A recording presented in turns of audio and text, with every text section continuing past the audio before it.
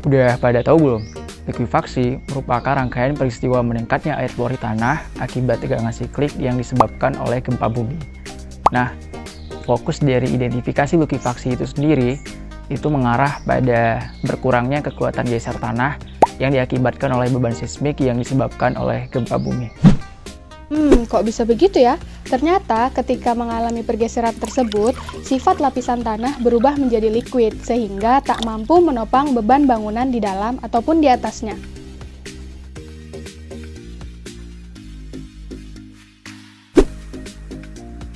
Likuifaksi biasanya terjadi pada tanah yang sifatnya jenuh air. Oleh karena itu, ketika mendapatkan getaran, maka air tersebut akan memberikan gaya ataupun tekanan sehingga mempengaruhi kepadatan tanah. Nah, yang paling penting lagi, lapisan tanah yang telah mengalami likuifaksi itu telah terjadi pelemahan pada struktur lapisan tanahnya. Sehingga ketika terjadi gempa, maka akan berdampak terhadap pori-pori tanah yang telah tidak kuat lagi. Nah, sekarang udah tahu kan identifikasi dan penyebabnya? Sekarang kita beralih yuk. Kemana tuh? Analisis bencana likuifaksi dong. Perlu diingat ya teman-teman, setiap terjadi pergeseran tanah, maka akan terjadi bencana.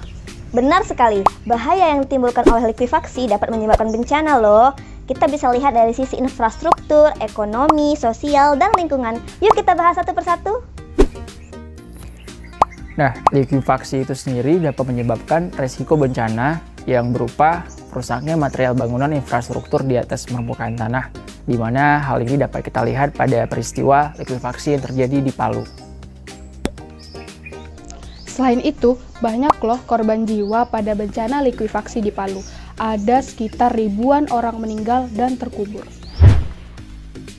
Dan apabila kita lihat dari sisi ekonomi, bahwa bencana likuifaksi ini merupakan bencana yang cukup besar dalam hal ekonomi.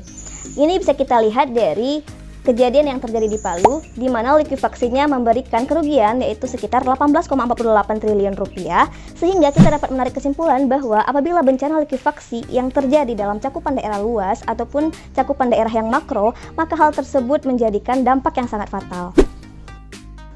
Jadi, bagaimana sih cara kita untuk mengetahui ataupun menganalisis resiko terhadap terjadinya likuifaksi tersebut? Nah, adapun langkah-langkah yang perlu kita lakukan terhadap analisis ini adalah dengan mengetahui bagaimana kapasitas dan juga bahaya terhadap likuifaksi tersebut dan dampaknya yang berujung pada bencana.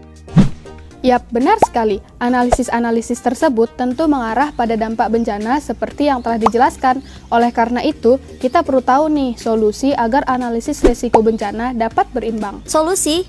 Nah, inilah salah satu fungsi geofisika dalam memberikan solusi, yaitu identifikasi dan mitigasi. Kita perlu mengidentifikasi dan mempersiapkan mitigasi dalam menghadapi likuifaksi, baik persiapan sebelum terjadi, saat terjadi, dan setelah terjadi.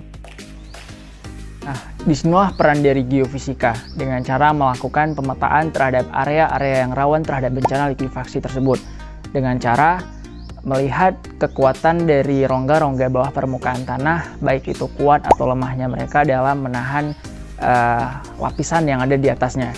Nah, selain itu kita juga dapat melakukan edukasi ataupun sosialisasi kepada masyarakat terhadap area-area yang telah ditandai sebagai potensi terhadap bencana likuifaksi tersebut, sehingga mereka tidak melakukan pembangunan wilayah ataupun permukiman dan infrastruktur bangunan di area tersebut.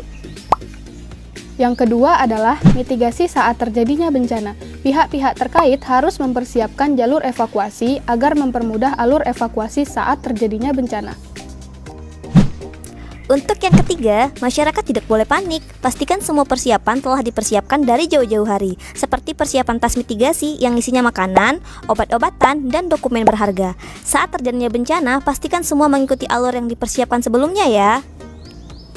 Nah, begitulah langkah-langkah mitigasi yang harus kita lakukan. Jangan lupa untuk tetap waspada ya teman-teman.